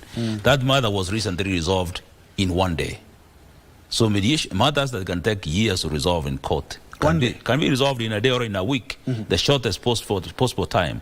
Mediation is not only expeditious, it also, you make sure that the decisions that you make are decisions that come, it leads to what we call win-win solutions. And the reason why people are not using it as much as possible in Kenya is lack of awareness. The public does not know that there are better ways of resolving disputes. In fact, even the Bible says, my people perish because of lack of knowledge. If the public knew the importance of mediation or resolving disputes, in this country, like other countries, we would be having several mediation centers everywhere. People need not get into the formal justice system if they can be able to resolve their disputes expeditiously in a way that results in creative solutions, in ways that are people come out, both of them being winners, in ways that maintain relationships. People will never have the cause to go to court unless we're only dealing with matters that are pure points of law, because a mediator need not be a lawyer. Anybody can do mediation. But if you see most of the disputes that we have in this country, you find that they are people are emotionally attached to those disputes. And the issues where people are emotionally attached, be it a commercial dispute or a community dispute, those issues cannot be resolved rationally the way people resolve their matters in court.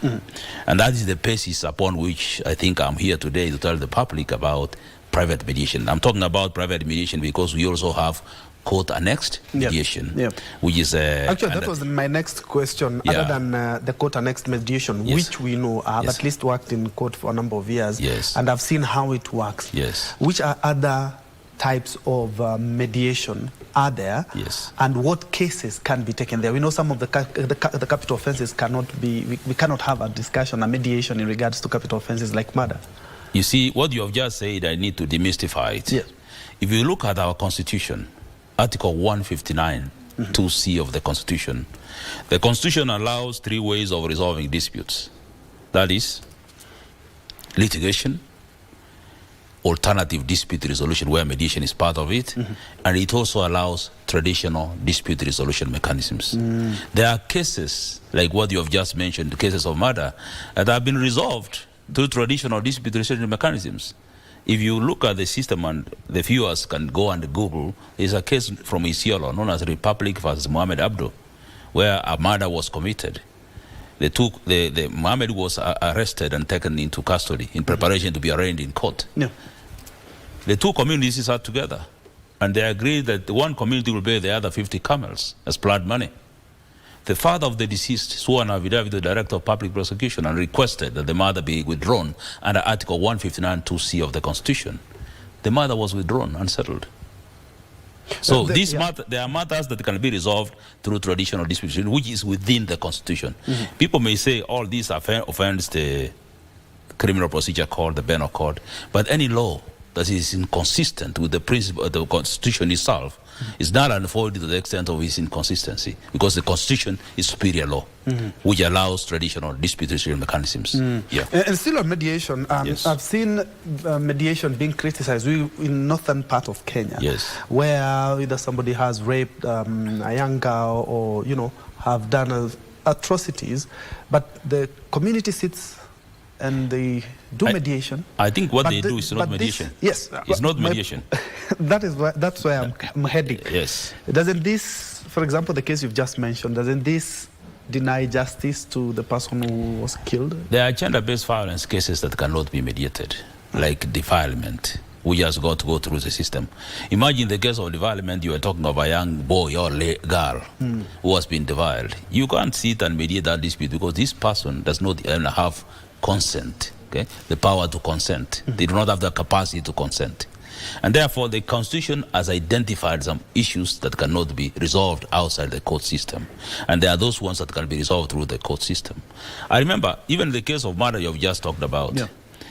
In our traditions, if you go to the Pokot, for example, you realize that when somebody committed murder, even before these laws came into place, the people paid blood money in form of taking goats into two houses. They used to have the grass-thatched houses. You push enough goats into that particular house. If you fill in 2 goats, the payment of blood money is done and the matter was resolved. That has been there since time immemorial. But even if the Constitution allows this matter to be solved through traditional dispute, there are some exclusions, and there are many, like what you have talked about, development and some other GBV issues. Cannot be. But we can mediate domestic violence, so long as the mediator has been trained properly to handle domestic violence.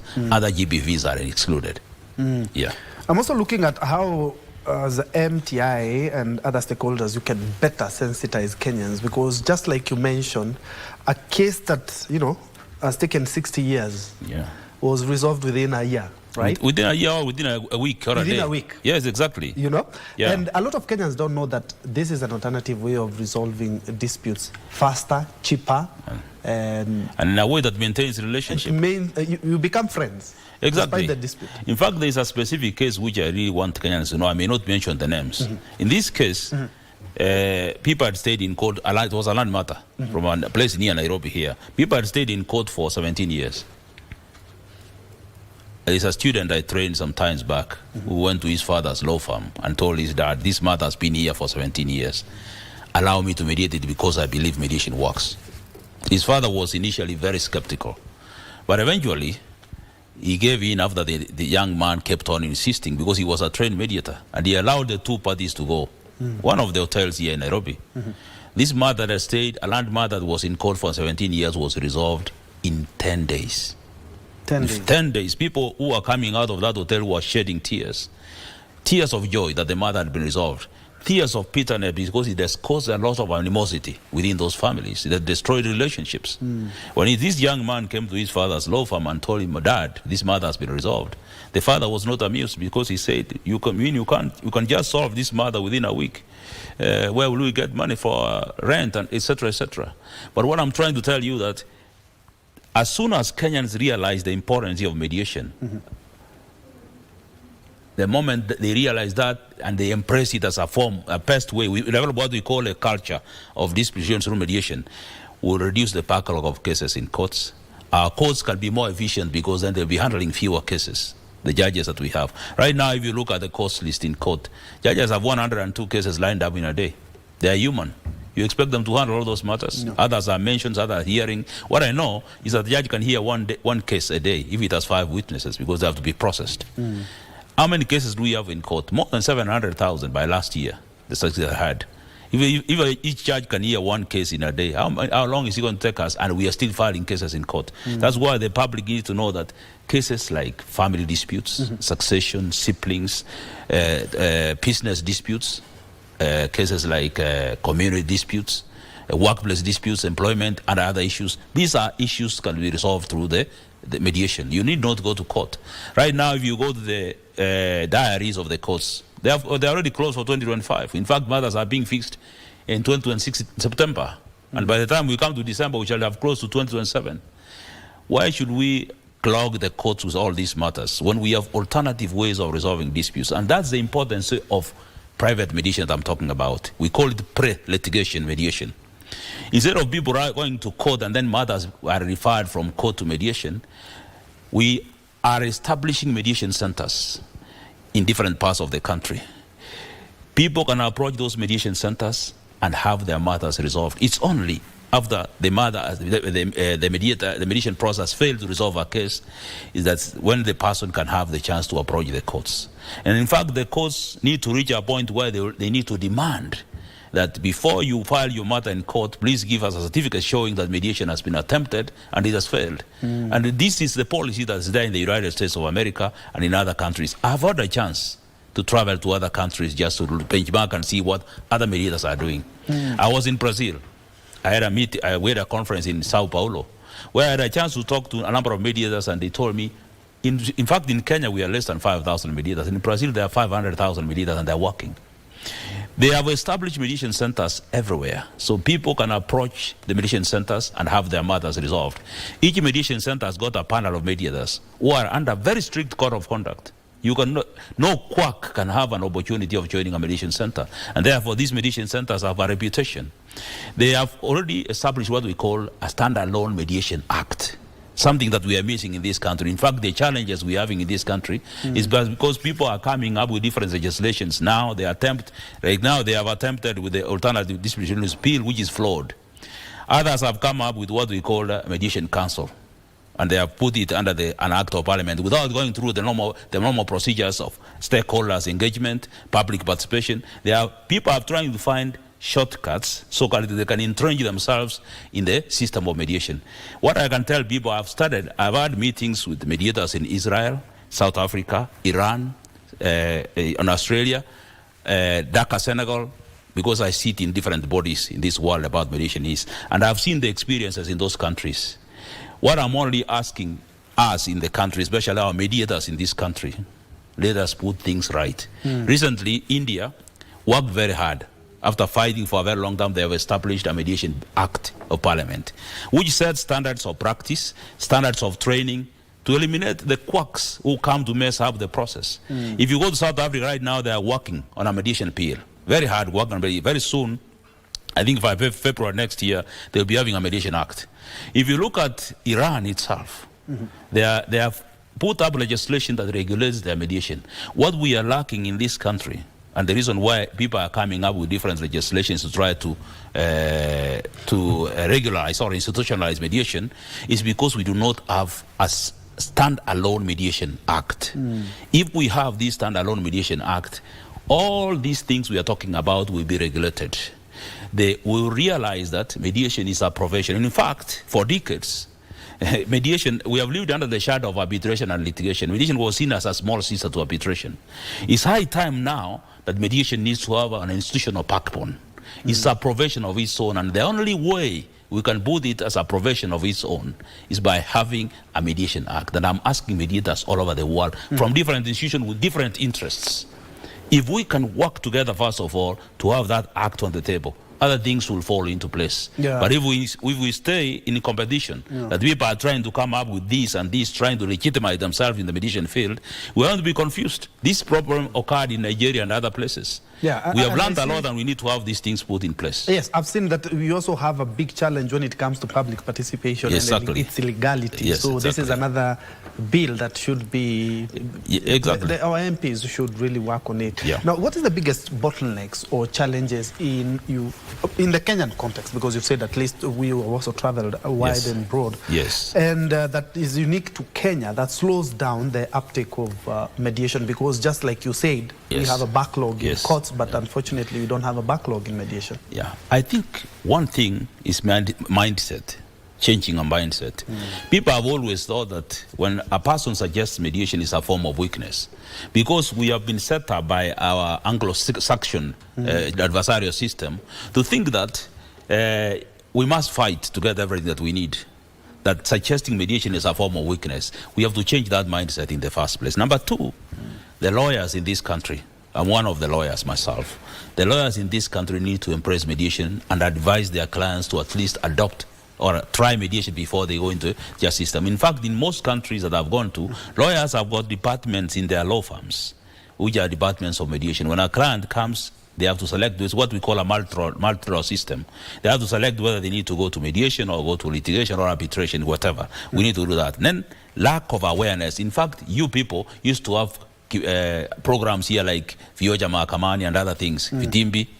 It's high time now we work with media stations to be able, media space, to be able to have a program that runs weekly where we can Kenyans can learn that mediation works. Tunaweza kuita ni mchakato wa upatanishi ama uwiano. We have that program running. So we need your people, especially the celebrities we have here in Kenya, to learn. We write for them scripts so that we have a series of programs so that we can create awareness in the public. The other thing is we have an unstructured growth of mediation movement. Everybody is jostling for a position. People want to make it look like a club. They are using what we call the doctrine of exclusion, where they want to exclude others and stand alone as people who manage mediation in this country. Let's work together. We also need to have an umbrella legislation. What I've just told you, what is the Mediation Act?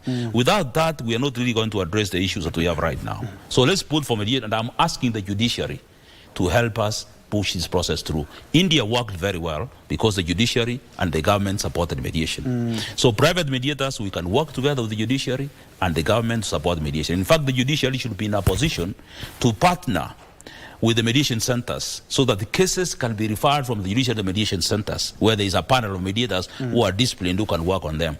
This will help reduce the backlog of cases seriously. So that kind of partnership, like PPPs, working with the public and private sector, will help the judiciary take off in mediation. But using this doctrine of exclusion where a group of people want to isolate themselves and work on their own, this is not going to help us. We have to work together to ensure that this mediation succeeds, the mediation ecosystem succeeds in our country. But James, where are we in the country? Because you've mentioned that a number of countries are working very closely with the judiciary to actualize mediation processes. And where are we as a country, bearing in mind that we even don't have an act in regards to mediation?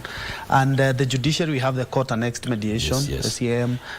How far are you working with the judiciary? By having mediation in our constitution, 2010, that was the starting point.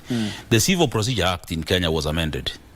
Section 59 was amended to accommodate mediation, therefore establishing the Mediation Accreditation Committee and coming up with the mediation rules. Right now, we have the new mediation rules. That's legal notes number 145 of 2022. But that's not good enough. There's a lot that we need to do. We need to come up with a system where the judiciary works with experts, works with the private sector to promote mediation. So this is what we need to do. That PPP I've just told you. Establishment of mediation centers at every county, okay? And these mediation centers should have a working relationship with the judiciary in those particular sectors, so that at least when cases come to court, cases are identified. We also need to train our registrars, the mediation registrars, because unless you are a trained mediator, there is no way you are going to identify a case as being suited for mediation. We need to streamline the rules that we have right now, but this can only be done if we have the Mediation Act. That's why I keep on dropping back there. The judiciary has done a lot, I can say that. They started the court annexed mediation, which has been successful, albeit with a number of bottlenecks. What we need to do is to streamline those bottlenecks and also complement it with private mediation. That way we will succeed in making mediation a success story in this country. So I am only requesting members of the judiciary, if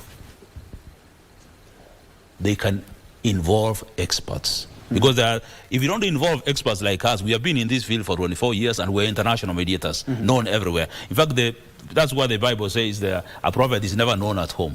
People know me. I do cases internationally. I do cases for international organizations. I teach internationally. I'm a director in the International Mediation Institute, which is a global body. I'm a governor in the International Academy of Mediators. But when it comes locally, when decisions are made that touch on the way forward for mediation, some of us are excluded. And therefore, all these mistakes that you are doing, we are seeing happening, the slow movement of mediation in this country, is because of that doctrine of exclusion. The moment all stakeholders are placed on the table, we will be able to move this mediation the next step in this country. And you see things like this now, people forming something like a mediation council and excluding everybody because they want to control mediation. That's the beginning of problems that Nigeria and other places had. We need to start on a clean slate so that mediation can be successful in this country. Let's go to the figures. And I was doing the interview. I was preparing for this interview. I noticed and I read somewhere that the court annexed mediation, which is a part of mediation, has already released over 11.9 billion shillings back to the Kenyan economy. So from your view, how can the wider adoption of private mediation further contribute to Kenya's economy? Let me tell you that if we adopt mediation, private mediation in every county, the backlog of cases will be capped. The duration within which a case is being resolved will take less. Let me tell you, statistics show us that by the time a case is settled, it has already eaten in that 1% to the value of the subject matter of the dispute. So if you, for example, you were filing because you were claiming 400,000 Kenya shillings, by the time you conclude your case, that 1% of 100,000 shillings is gone from your 100,000 shillings. First, in the legal fee that you pay, the court filing fee, you have to close your business and disrupt your systems to be able to attend the court and other related vagaries of the court system.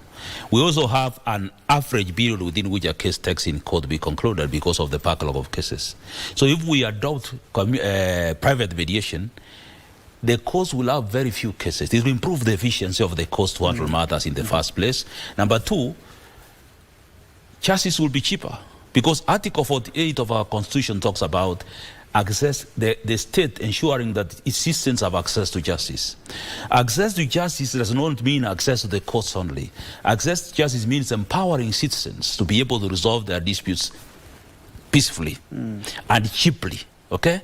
Justice is very expensive and is complex for the common man at home. That's why before you stand before the court, even if you are representing yourself, you may not win your case. You need the service of a lawyer, which is expensive. So if we have private mediation, disputes like family disputes, small trade disputes, even complex disputes, can first of all find their way to the mediation center. They will be resolved quickly, and therefore this will, instead of people engaging in courts, they will engage in their business, and therefore we shall be improving our economy. So this is for the purpose of portraying what the courts are already doing. The courts have done their part, although not 100%, but they have done their part, and they have released a number of amount of money to the system. If we now portray that with promoting private mediation in the country by bringing up these mediation centers, I'm telling you now, dispute will be easier. Go to Rwanda. If you go to places like Rwanda where they have really established the private mediation, you'll be surprised that most people don't even think about the courts. They have that conflict resolution culture where they believe that we can resolve our disputes before moving into a third party to make a decision on our behalf. Right now, what we have done, especially in the country, we have already established Nyamira Mediation Center. We have Kakamega Mediation Center, Bungoma Mediation Center, Eldoret Mediation Center, and the Kisii Mediation Center are being launched in the course of the year. We are moving to other areas within the country to ensure that we have mediation centers. Once these mediation centers are established, and we are starting to train their managers, staff this week. Once we have all these mediation centers established, we shall be seeking a partnership with the judiciary, such that matters can be referred directly to the mediation center instead of being referred to individuals. We can be able, once a matter has been referred to a mediation center, the matter will be managed there. And once agreements have been reached, those agreements then can be forwarded to court and they can be adopted and converted into judgment. That way, I'm telling you, we shall have achieved the aim or the spirit of Article 48 of our Constitution, ensuring that each citizen has free access to justice. So, private mediation is the answer, and I'm asking Kenyans wherever they are, please, can we work together to ensure that we make private mediation a reality? Yeah, and beyond the figures, beyond commercial disputes, in what other sectors can private mediation really have a lot of immense potential, and especially for even our young Gen Z who are... Let me tell you, you have just mentioned about Gen Z, and I'll start from there. Yeah, we have what we call peer mediation for schools. Peer mediation. This peer mediation program, which we have started rolling, we have already trained peer mediators in the country. We are trying to educate young people in primary and secondary school, even tertiary level, to be able to inculcate the culture of conflict resolution once they are very young.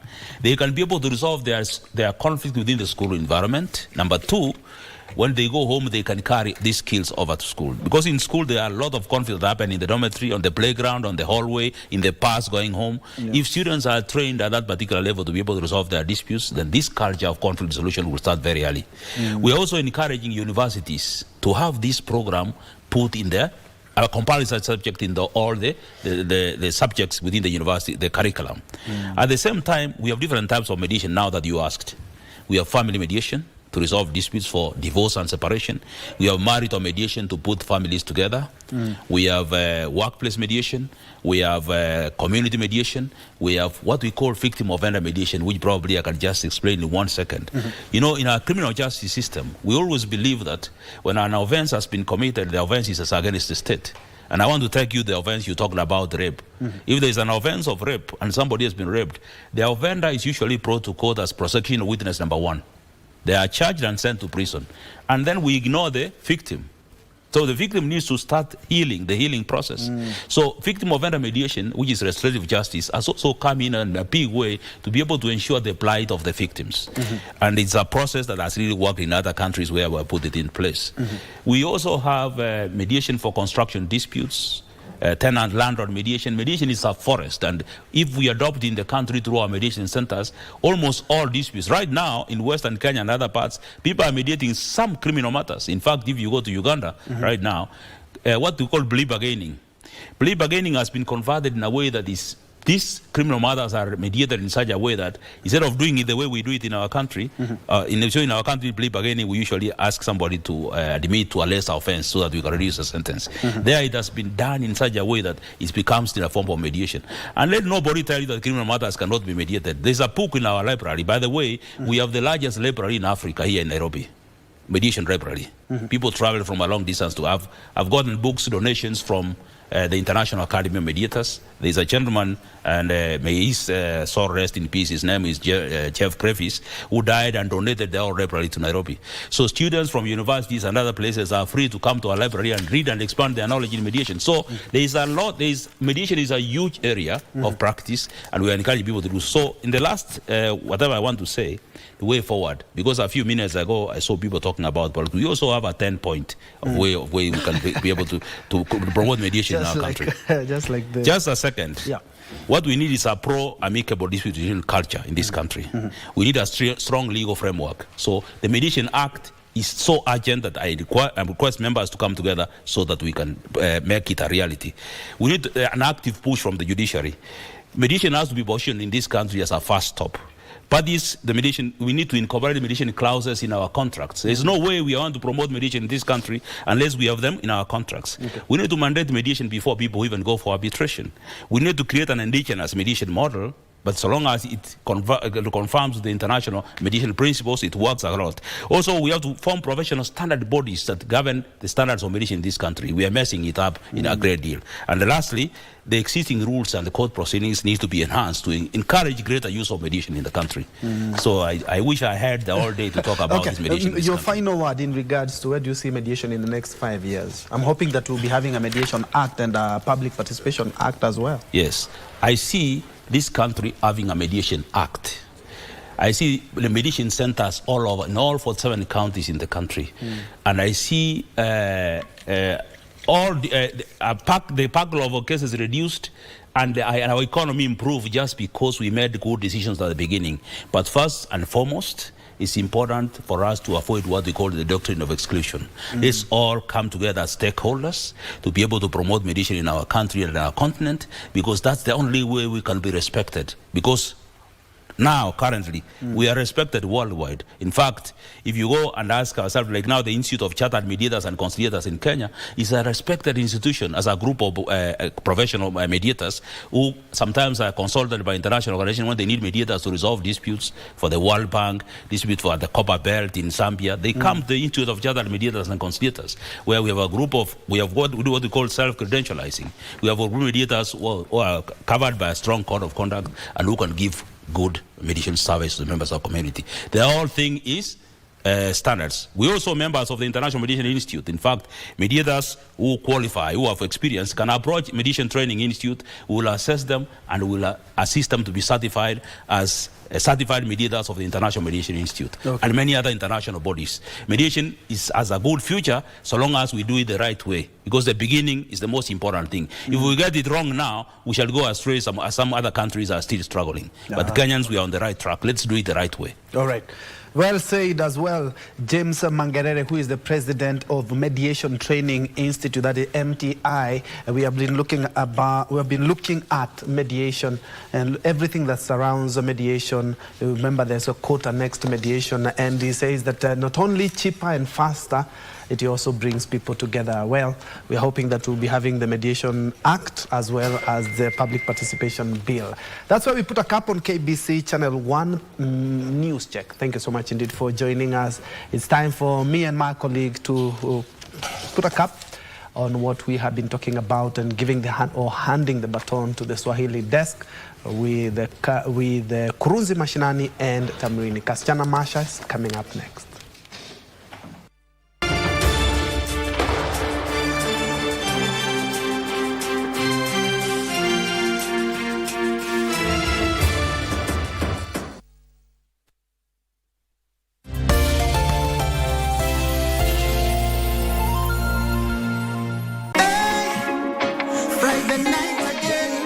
Greetings in the name of the Most High Jah Rastafari. My good name is Marley Moses, the positive warrior, alongside... Yes, sir, DJ D-Rage, the baddest. Each and every Wednesday from 10 p.m. on KBC Channel 1 TV. Tunakuletea the biggest reggae party in 254 in a yard extra. Extra niceness of reggae music. Extra dose of entertainment. When the thing is nice, we have to do it twice.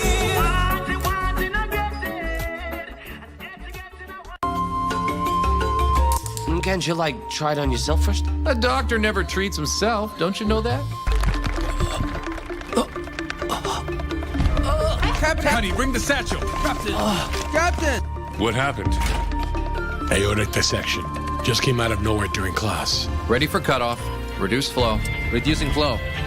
Aortic cutoff. Resume flow. Resuming flow. It's under control. We've got him in intensive care now. Dr. Ma, how is Jinxiang? Is he safe now? وجعلنا ليل لباسا